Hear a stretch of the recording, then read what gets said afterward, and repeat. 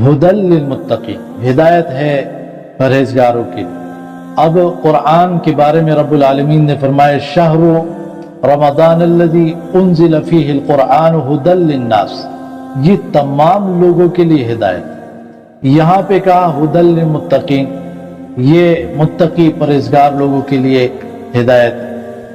تو اصل میں بات یہ ہے کہ وہ لوگ جو اپنی رہبر کی بات مانتے ہیں تو وہی منزل پہ پہنچتے ہیں، جو رہبر کے کہنے پر چلتے ہیں، اور شفا انہی لوگوں کو ملتی ہے جو نقصان دہ چیزوں سے پرہیز کرتے ہیں۔